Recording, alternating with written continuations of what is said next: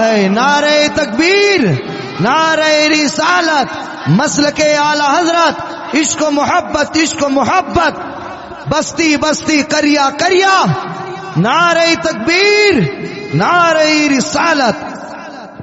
میں ایک شعر پڑھ رہا تھا، اسی بیچ میں یہ بات ہے۔ اچھا یہ بتائیے، ہم سب سرکار علیہ السلام کے بندے ہیں نا؟ الحمدللہ۔ یا عبادی کہہ کے ہم کو شاہ نے اپنا بندہ کر لیا، پھر تجھ کو کیا؟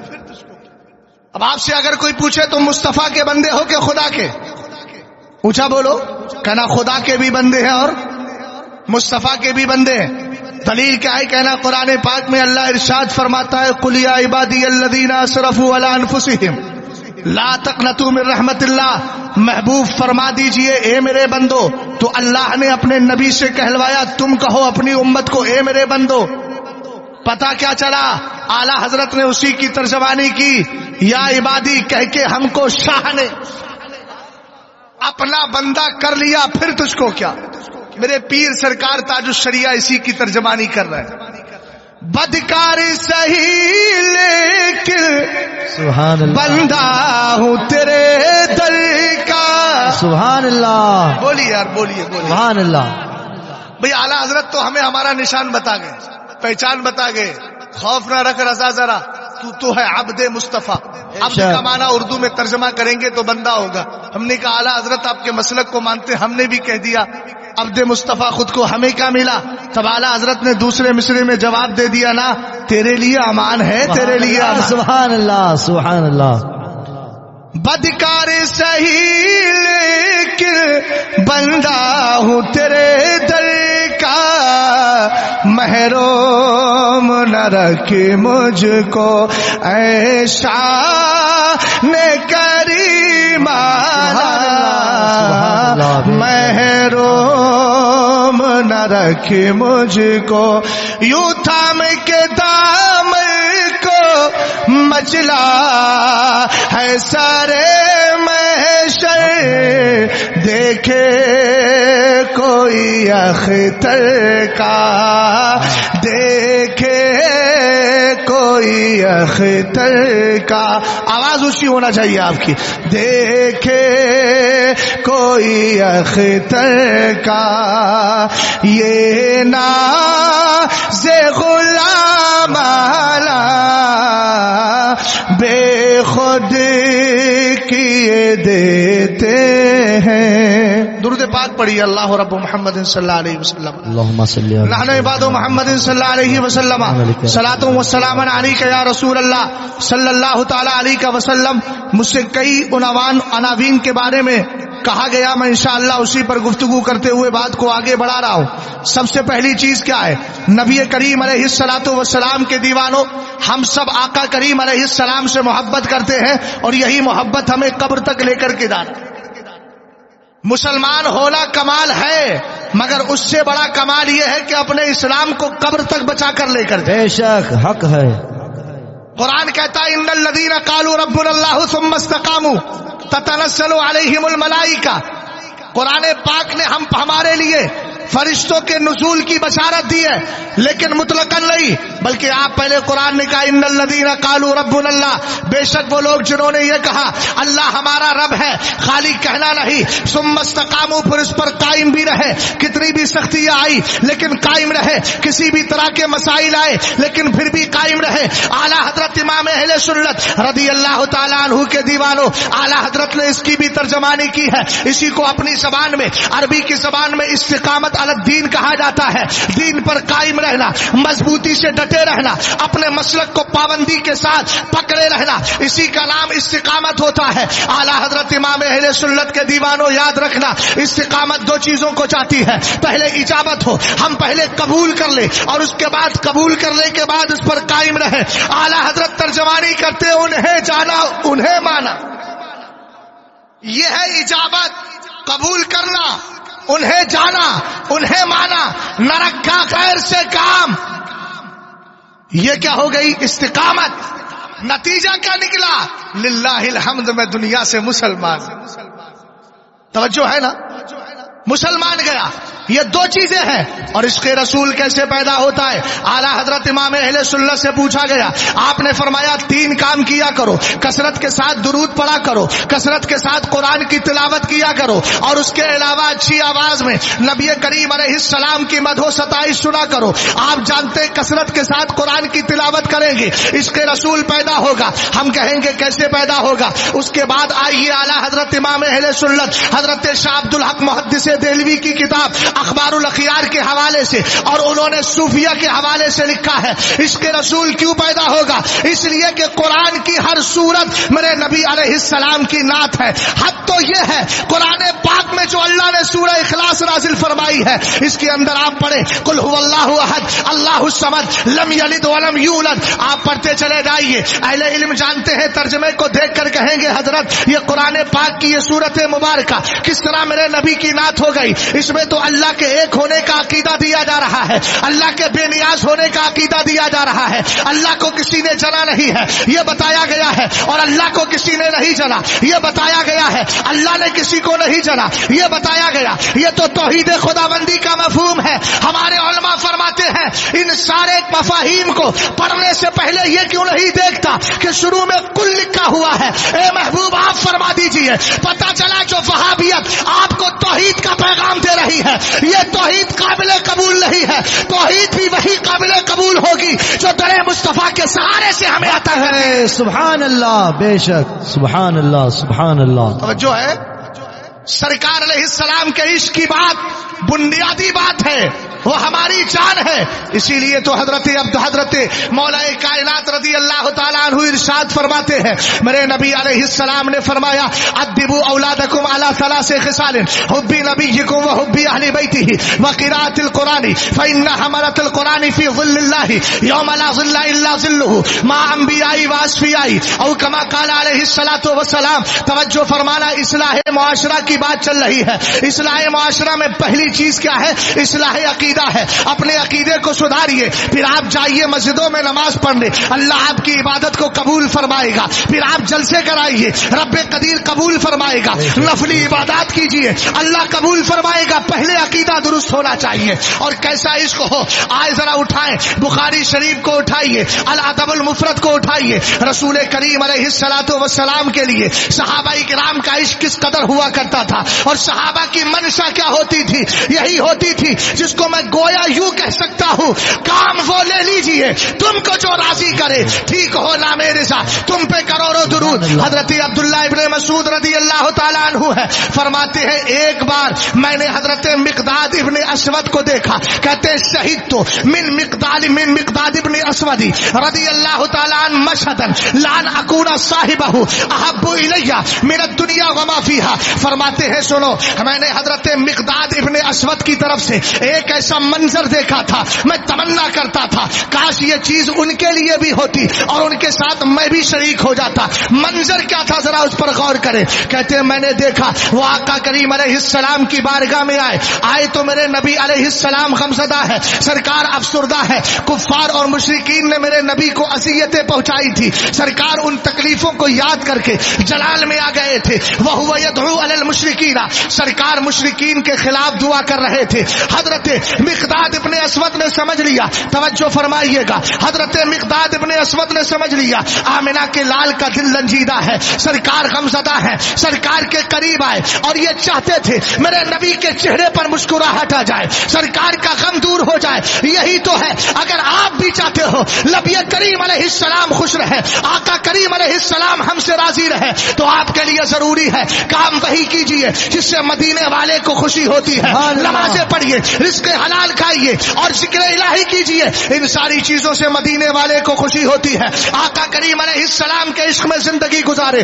دیکھیں ذرا حضرت, اب تو حضرت مقداد ابن اسود ہے, سرکار کے چہرے پر نظر پڑی, چہرہ دیکھ کر پہچان لیا ہے مصطفیٰ کریم جلال میں ہے, اور آپ مشرکین کے خلاف دعا کر رہے تھے. قریب آئے اور آنے کے بعد کہنے لگے یا رسول اللہ لا نقول کما قال قوم موسیٰ علیہ السلام ولکننا نقاتل عن یمینک وشمالک وبین یدیک ووراءک. اے میرے آقا آپ غمزدہ نہ ہو, مشرکین کے خلاف آپ دعا کر رہے ہیں, سرکار ہمیں بے وفا نہیں وفادار ہے ہم آپ کے, کے الحمدللہ سرکار آپ غمزدہ نہ ہو، اگر بات آئے گی تو ہم وہ نہیں بولیں گے جو حضرت موسیٰ کی قوم نے کہا تھا اذهب انت وربک فقاتلا، آپ جائیے آپ کا رب لڑنے کے لیے جائے. یہ تو قوم موسیٰ کا جملہ تھا، یہ ان کا سینٹنس تھا. لیکن آقا ہمارا عالم تو یہ ہے، ہماری ماں نے دودھ پلایا ہے تو آپ کی عزت کے لیے دودھ پلایا ہے، آپ کے وقار کے لیے دودھ پلایا ہے. یہ تو حضرت مقداد ابن اسود کہہ رہے ہیں وَلَكِنَّا نُقَاتِلُ أَيَّمِينِكَ وَشِمَالِكَ. سرکار اگر وقت پڑے گا تو ہم آپ کے جسم کو تکلیف پہنچنے نہیں دیں گے، بلکہ ہم کبھی آپ کے سامنے سے آ کر آپ کے دشمنوں کا مقابلہ کریں گے، آپ کے پیچھے سے مقابلہ کریں گے، آپ کی دائیں جانب سے مقابلہ کریں گے، آپ کی بائیں جانب سے مقابلہ کریں گے. حضرت عبداللہ ابن مسعود کہتے ہیں جب مقداد ابن اسود کی زبان سے میرے نبی کے لیے یہ جملے نکلے رأیت رسول اللہ قد اشرق وجہہ، سبحان اللہ، میں نے اپنی آنکھوں سے دیکھا کہ میرے نبی کے چہرے پر مسکراہٹ. سبحان اللہ، بے شک حق ہے. سرکار علیہ السلام مسکرا رہے ہیں. حضرت عبداللہ ابن مسعود کہتے یہی تو وہ منظر تھا، میں چاہتا تھا کاش میں ایسی بات بول دوں کہ نبی کو خوشی ہو جائے. سبحان اللہ، حق ہے. اور کر رہے ہیں آپ عشق رسول کا اگر آپ کو منظر دیکھنا ہے تو ابو بکر صدیق اکبر کی زندگی کو دیکھ لیں. کون ابو بکر صدیق اکبر ہیں؟ وہی جن کی خلافت کو مولا کائنات نے بھی دل سے تسلیم کیا. سبحان اللہ. اور میرے نبی علیہ السلام نے ایک حدیث میں ارشاد فرمایا جس کو اعلیٰ حضرت نے اپنی کتاب نقاء الصلافہ فی احکام البیعۃ والخلافہ کے اندر ذکر فرمایا ہے. سرکار فرماتے حضرت علی سے سألت ربی ثلاثا ان یقدمک یا علی فابى اللہ علی الا تقدیم ابی بکرین.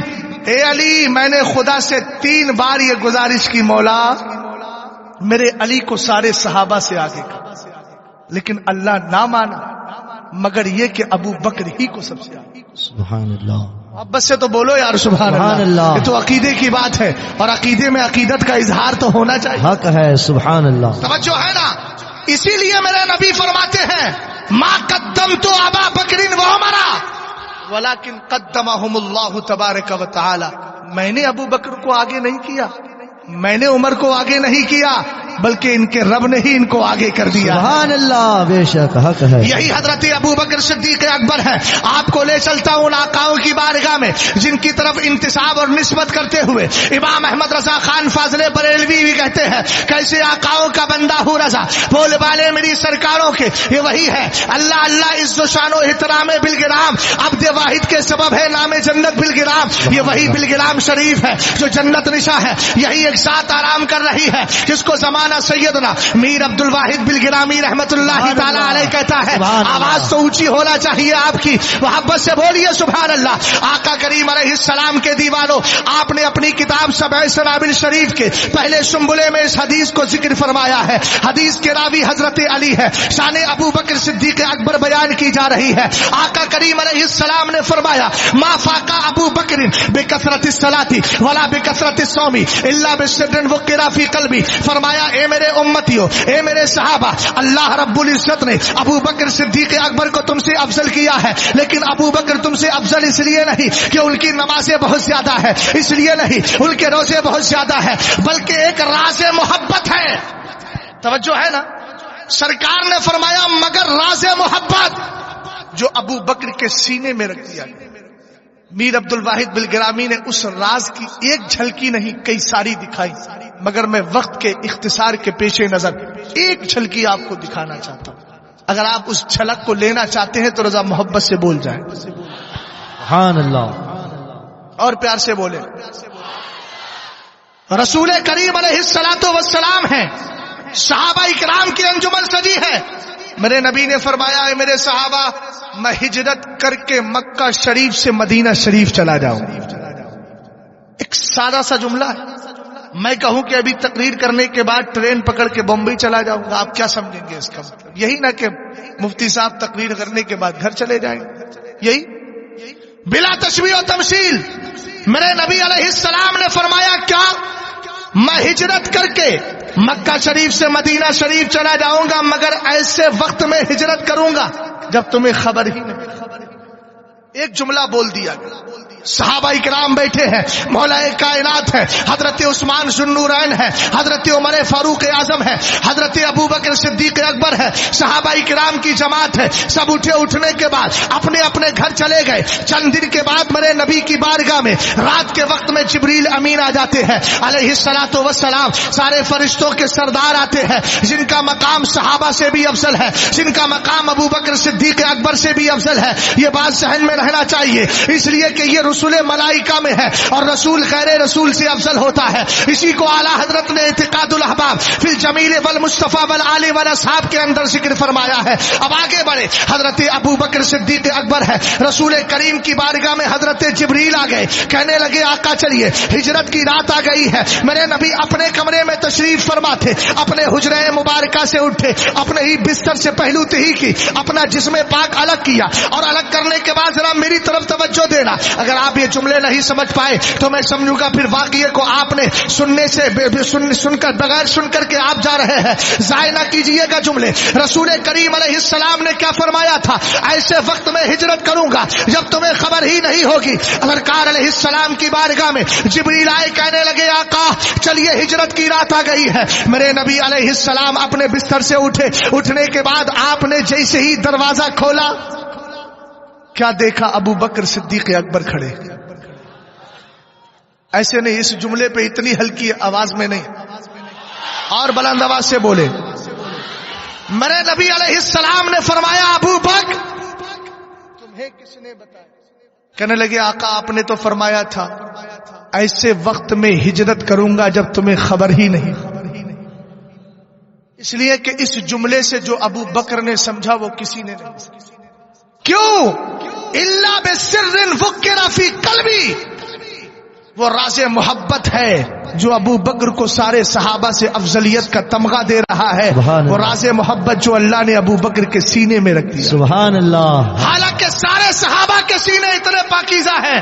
اٹھائیے اعلیٰ حضرت کی کتاب مطلع القمرین، اس میں اثر عبداللہ ابن مسعود کو اٹھائے. میرے نبی علیہ السلام کے صحابی کہتے ہیں ان اللہ تعالی نظر فی قلوب العباد فوجد قلب محمد صلی اللہ تعالی علیہ وسلم خیر قلوب العباد فاصطفاه وبعثه برسالتی ثم نظر فی قلوب العباد بعد قلب محمد صلی اللہ تعالی علیہ وسلم فوجد قلوب اصحابہ خیر قلوب العباد فجعلهم وزراء نبیہ یقاتلون عن دینہ او کما قال سیدنا عبداللہ ابن مسعود رضی اللہ تعالی عنہ. فرماتے اللہ نے بندوں کے دلوں میں نظر فرمائی، سب سے بہتر دل میرے مصطفیٰ کا اللہ نے چن لیا اور چن کر رسول بنا کے دنیا میں بھیج دیا. فرمایا اس کے بعد ان علاقوں میں یہی سب سے بڑی پریشانی. گفتگو کو تو پورا ہی کرنا ہے، اب چاہے بالکل مائک ہی بند ہو جائے. غوث آدم کی سنت ادا کر دوں گا بغیر 70,000 کو نہ صحیح حضرت 7 لوگوں کو توجہ ہے نا، غور فرما رہے. رسول کریم علیہ الصلوۃ والسلام کا دل سب سے بہتر پایا اور اس کے بعد اللہ نے مصطفیٰ کریم علیہ السلام کے صحابہ کے دلوں کو سب سے بہتر پایا. تو اللہ رب العزت نے اپنے محبوب علیہ السلام کے صحابہ کو ان کے دین کا سپاہی اور وزیر بنا دیا ہے جو ان کے دین کی حفاظت کیا کرتے ہیں. آپ ذرا غور فرمائیں، آقا کریم علیہ السلام نے فرمایا تمہیں کس نے بتایا؟ کہا آقا آپ ہی نے تو کہا تھا رات میں ایسے وقت میں ہجرت کروں گا جب تمہیں خبر نہیں ہوگی. سرکار میں نے اپنے دل سے سمجھ لیا تھا کہ آپ کی ہجرت دن میں نہیں رات میں ہوگی، اس لیے کہ دن میں سب کو خبر ہوتی ہے، رات میں سب بے خبر ہوا کرتے ہیں. اس لیے آقا کریم اس دن سے ابو بکر نے اپنے گھر پہ سونا چھوڑ دیا ہے. ہر دن آپ کے دروازے پہ آ کر پوری رات گزار کے چلا جاتا ہوں اس خیال میں نہ جانے کب میرے نبی ہجرت کے لیے کمرے سے باہر تشریف لے کر کے آ جائے. سبحان اللہ. یہ عشق اگر دل میں ہوگا، اب سن لیجئے ذرا، اللہ سلامت رکھے آپ کو. نیت المومنی خیر من عملہ، آپ جتنے نعرے لگانے والے تھے اللہ اس کا بھی ثواب عطا فرمائے. چونکہ وقت مختصر ہے اور نعرے میں نوک روک نہیں رہا ہوں، یہ نعرے تو ہماری جان ہے، انہی نعروں سے تو ہم نے میدان فتح کیے. الحمدللہ رب العالمین.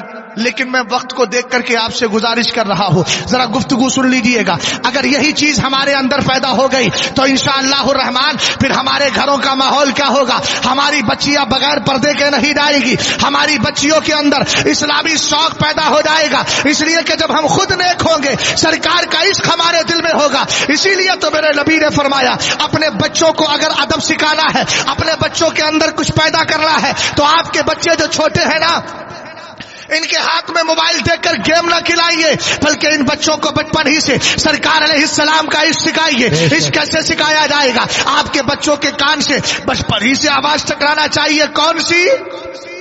حبیب خدا کا نظارہ دلوں والوں ان پہ نثارہ کروں میں. یہ آوازیں ان کے کان سے ٹکراتی رہے، تمہاری بچیوں کے کان سے یہ آواز ٹکرائے. حضرت فاطمہ الزہرا کے واقعات ذکر کیجیے گا. آپ کو بتا رہا ہوں جتنے یہاں بیٹھے ہیں سب ذمہ دار ہیں. اپنی اپنی بیویاں، اپنی ماں اور بہنوں اور بیٹیوں کو اسلامی پردے کا ذوق عطا کیجیے گا. یہی مسلک اعلیٰ حضرت ہے. حضرت سرکار علیہ السلام کی بارگاہ ہے، حضرت مولا کائنات بیٹھے ہوئے ہیں. میرے نبی علیہ السلام نے صحابہ سے معلوم کیا، ذرا یہ پیغام لے کر کے جائیے گا اور اپنی بچیوں کو بھی بتائیے گا. جو بچیاں یہاں بیٹھی ہے سن رہی ہے، ماں اور بہنیں یہاں بیٹھی ہے سن رہی ہے، یہ اپنے پہلو میں اس بات کو پلو میں باندھ کر لے کر کے چلی جائے. ہمارے علاقے میں بولا جاتا ہے پلو میں باندھ لو، مراد یہ ہے کہ دل سے لگا کے لے کر کے جاؤ. اگر کالجز میں بچیاں جاتی ہے تو اسلامی طور طریقہ ہونا چاہیے. تمہاری بچیوں کے چہرے سے نقاب نہ ہٹا ہو، بلکہ ان کے چہرے پر نقاب ڈلا ہو، تاکہ راستے سے گزرتی ہو تو پتہ چل جائے یہ کنیز فاطمہ آ رہی ہے. حضرت فاطمہ الزہرا رضی اللہ تعالی عنہا کی ماننے والی آ رہی ہے. ارے ذرا کربلا کے منظر کو یاد کر لیجیے گا. حضرت امام حسین ہے، میدان کربلا ہے، یزیدی سامنے کھڑے ہیں، 22,000 کا لشکر ہے. لیکن پوچھو حضرت امام حسین سے، حسین یہ تو مقام ایسا ہے یہاں علی کی شجاعت کو بیان کیا جائے اس لیے کہ سامنے لڑنے کی بات ہو رہی ہے. لیکن حضرت علی بات کیا کر رہے ہیں؟ حضرت امام علی مقام بات کیا کر رہے ہیں؟ پہلے اپنا ریفرنس دیتے ہیں، کہتے ہیں مجھے پہچانو، میں تمہارے اس نبی کا بیٹا ہوں جس کا کلمہ پڑھ کے تم مسلمان ہوتے ہو. اور دوسری بات کیا ہے؟ اپنی ماں کے پردے پر فخر کرتے ہوئے کہہ رہے ہیں، رش کرتے ہوئے کہتے ہیں، کہتے پہچانو مجھے، میں کون ہوں؟ کہا میں اسی فاطمہ کا بیٹا ہوں جو کل قیامت کے دن 70,000 حوران جنت کے بیچ آئے گی. تب بھی اللہ فرمائے گا یا اہل الجمع نکسوا رؤوسکم وغضوا ابصارکم حتی تمر فاطمہ تو بنت محمد علی الصراط.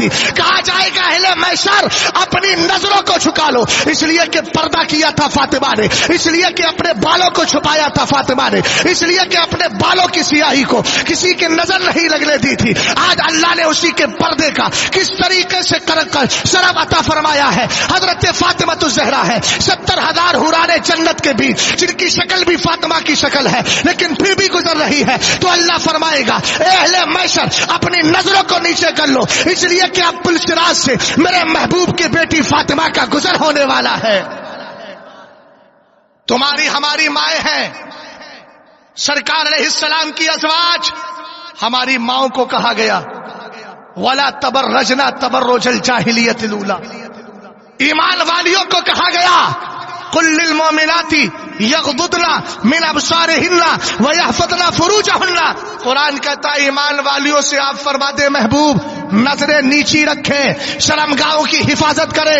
یہ کالجز میں بھیج کر اپنی بیٹیوں کی زندگی کو تباہی میں ڈالنے والوں، یاد رکھنا آنے والا زمانہ کبھی تمہیں معاف نہیں کرے گا. یہ ہماری نسلیں ہیں، ان کو سنبھال کے رکھنا ضروری ہے. یہ مصطفیٰ کریم کی سچے عاشق ہونا چاہیے. حضرت علی بیٹھے ہوئے ہیں میرے نبی علیہ السلام کی بارگاہ میں، صحابہ اکرام بھی موجود ہیں. میرے نبی نے سوال کیا ایو شیء خیر للنساء. سادات تو ویسی بھی سخاوتیں کرتے ہیں، کبھی مال سے سخاوت کرتے ہیں، کبھی وقت سے سخاوت کرتے ہیں. ایک طرف 5 منٹ کی باؤنڈیشن اور دوسری طرف سے سید صاحب کا حکم ہے کہ آپ ایک اور عنوان دیا ہے، جب بولوں گا تو سمجھ میں آ جائے گا، ہے نا. وہ حضرت نے کہا میرا بھی وقت آپ بول دیجیے، حالانکہ سب وقت نہیں کا ہی ہے. توجہ ہے نا آپ کی؟ ذرا سنیے. سرکار علیہ الصلوۃ والسلام نے پوچھا ایو شیء خیر للنساء، اے میرے صحابہ بتاؤ عورتوں کے لیے سب سے بہتر چیز کیا ہے؟ صحابہ اکرام فسکتوا، سب کے سب خاموش رہے. حضرت علی کہتے میں اٹھا فرجعت، اور میں اٹھ کر کے آ گیا اور آیا کس کے پاس؟ فاطمہ الزہرا کے پاس. فقلت لفاطمہ، میں نے فاطمہ سے پوچھا فاطمہ آج میرے نبی نے سوال کیا.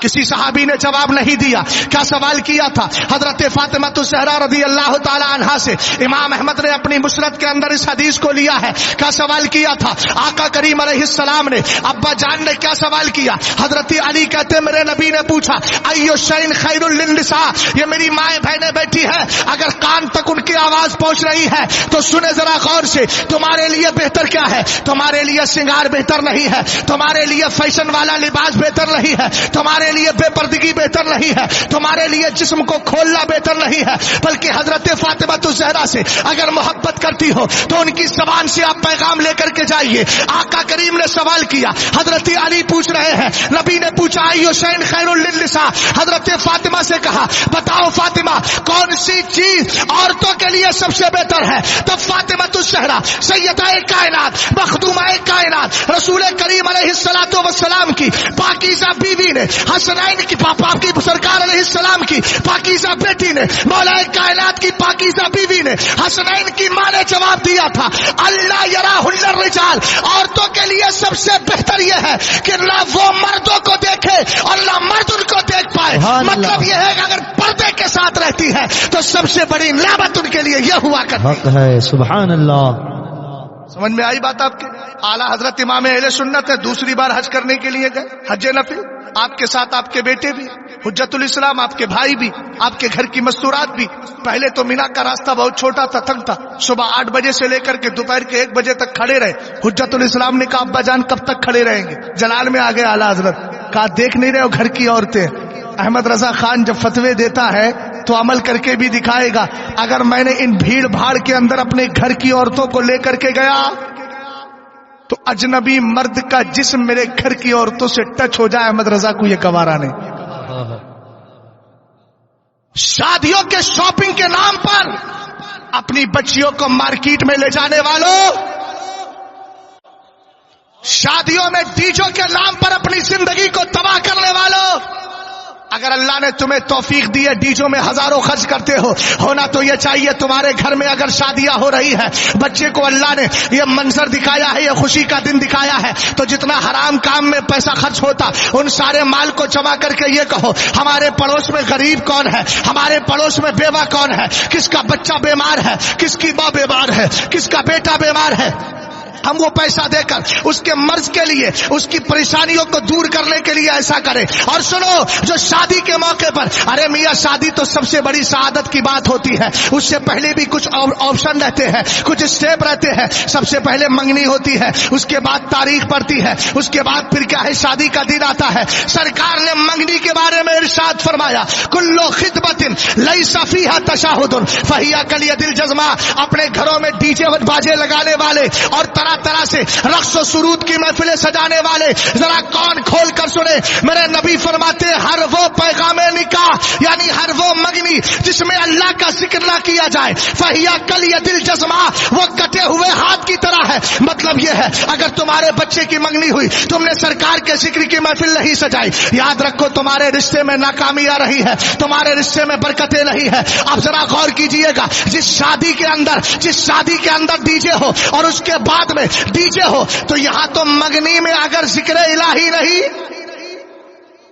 تو برکت نہیں. ان شادیوں میں کہاں سے برکتیں آئیں گی جہاں پر میرے رسول علیہ السلام کی شریعت کے خلاف ورزی. توجہ ہے؟ غور کر رہے ہیں آپ؟ چلیے خیر یہی گفتگو ختم کر دیتے ہیں. کیا کیا جائے؟ بغیر مائک کے 2-4 لوگ فیضیاب زیادہ نہیں ہو پائے. بس یہی ایک بات اور عرض کر دیتا ہوں. بات تو مجھے بہت زیادہ کرنا تھی. ارے بھیا اتنا بھی نہ کر یار کہ ہم بس ہم ہی مائک کو سنائیں اور مائک ہمیں سنائیں.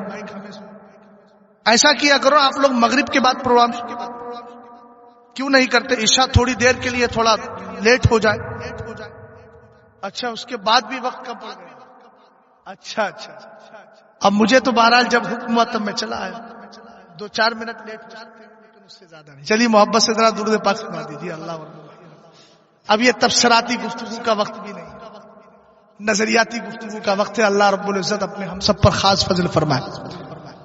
ایک چیز تو آپ نے سمجھ لی انشاءاللہ الرحمن، حالانکہ اس پر کافی لمبی چوڑی گفتگو ہو سکتی ہے، اور اپنی بیٹیوں کو بھی اسلام کا پیغام سنائیے اور بتائیے اگر کسی داڑھی والے کا رشتہ آ جائے تو اس کو ایکسپٹ کر لیا جائے. یہی اسلام کا پیغام ہے.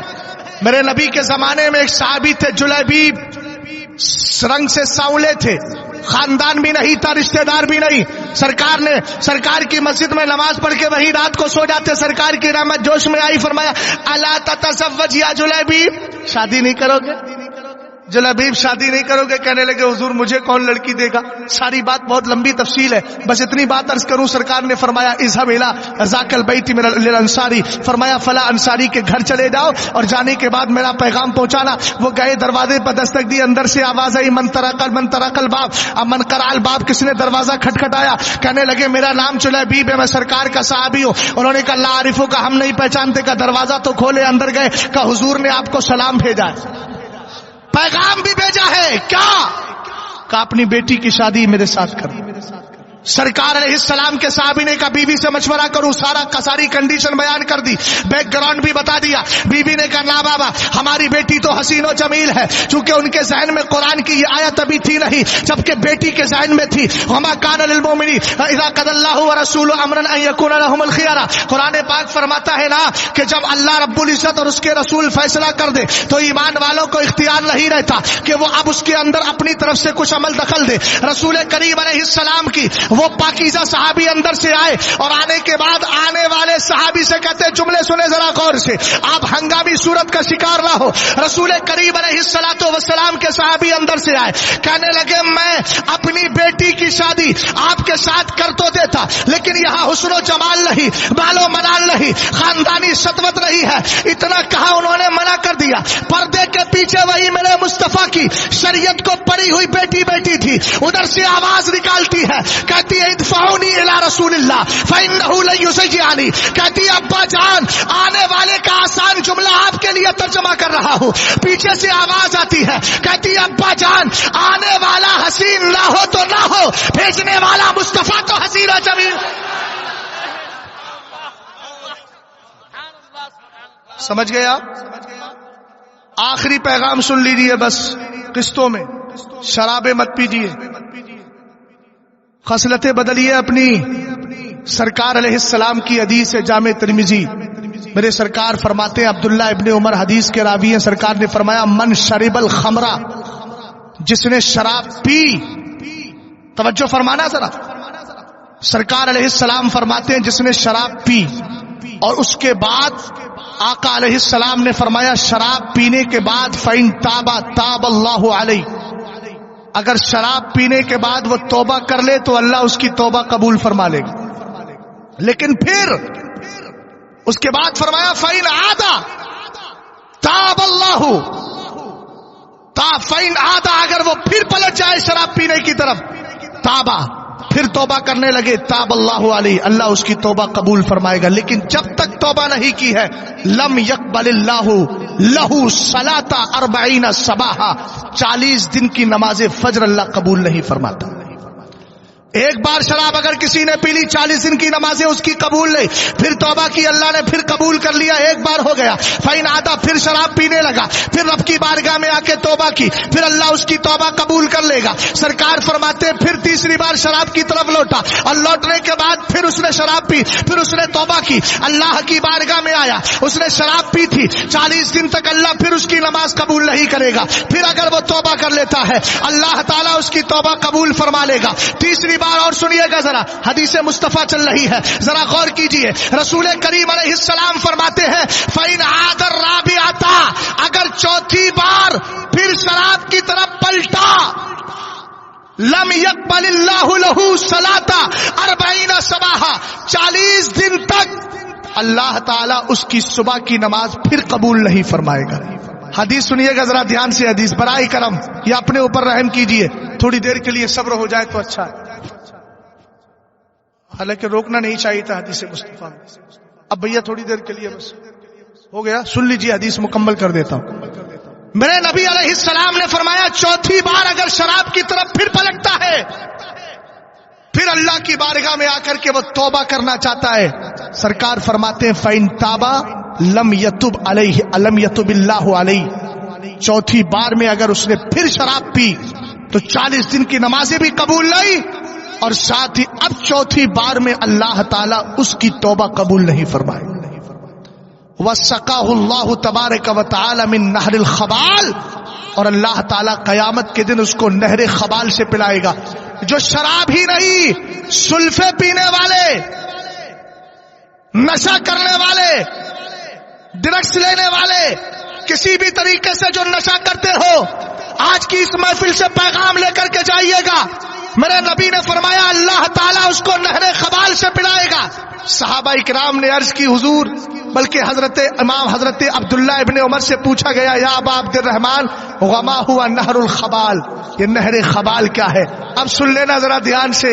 سرکار علیہ السلام نے فرمایا، انہوں نے کہا میرے نبی نے فرمایا ہے نہر خبال کیا ہے؟ فرمایا صدید اہل النار، جو جہنمی ہوں گے اس کے جن کے جسم سے جو پیپ نکلے گی، جو خون نکلے گا، جو گندگی نکلے گی، اللہ تعالیٰ اس شخص کو جس نے چوتھی بار بھی شراب کو منہ سے قریب کیا ہے، اب اس کو قیامت کے دن جام کوثر نہیں، جہنمیوں کے جسم سے نکلنے والا پیپ پلایا جائے۔ اس لیے ہوش و خرد کے ناخن لو، زندگی گزارو ایسی، خدا نہ کرے نشے کی عالم میں مر جاؤ، کیا بچا؟ زندگی تباہ ہو گئی۔ مسلک اعلی حضرت یہی کہتا ہے عقیدہ بھی سنبھالو، عمل بھی سنبھالو۔ اللہ تعالیٰ مجھے اور آپ کو نیک اعمال کی توفیق عطا فرمائے، پردے کا ماحول ہماری بیٹیوں کو عطا فرمائے، ہمارے بھائیوں کو اس لب سے جو ذکر الہی کے لیے پیدا کیے گئے ہیں ان سے کبھی بھی نشے کی چیز کو قریب کرنے سے ہمیشہ اللہ تعالیٰ محفوظ و مامون رکھے۔ استغفر اللہ ربی من کل ذنب واتوب الیہ۔ السلام علیکم ورحمۃ اللہ تعالی وبرکاتہ۔